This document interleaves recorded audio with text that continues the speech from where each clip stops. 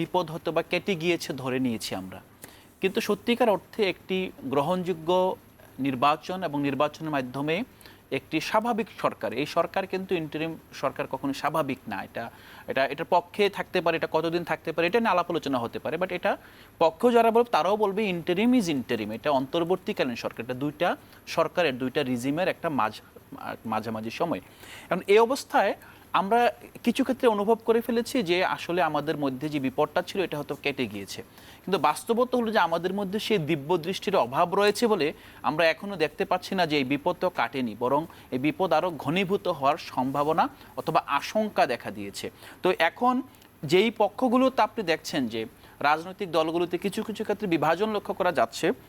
এর মধ্যে একটা বড় বিষয় হলো যে আপনার যদি আপনি গত কয়েক সপ্তাহের ঘটনা দেখেন, বাংলাদেশের বিভিন্ন প্রান্তে বিভিন্নভাবে আপনার এত বেশি অপরাধ বেড়েছে, যদিও পরিসংখ্যানগতভাবে আমরা দেখছি যে না অপরাধ আসলে এত বাড়ে নাই, বাট পরিসংখ্যান দিয়ে আমরা আসলে বিচার করতে চাই না, মানুষের মধ্যে অধৈর্য আছে, এখন অনেকগুলো শক্তি এটার বিরুদ্ধে কাজ করছে। সো অপরাধ বেড়েছে, এটা মানতে হবে, অপরাধ বেড়েছে এবং আমরা দেখেছি আইন শৃঙ্খলার যে পরিস্থিতি রক্ষার যে প্রধান দায়িত্ব সরকারের, তারা আসলে ব্যর্থ হচ্ছে। তো এই বিষয়ে আমরা একটা বিষয় বলতে পারি যে যখন একটি খেলার মাঠে রেফারি ভালো থাকে তখন খেলোয়াড়রা খেলতে আরাম পায়, কিন্তু এখন রেফারি যদি দুর্বল হয় ফাউল করে, তখন কিন্তু ফাউল বেশি হয়। তো আমরা এখন দেখেছি যে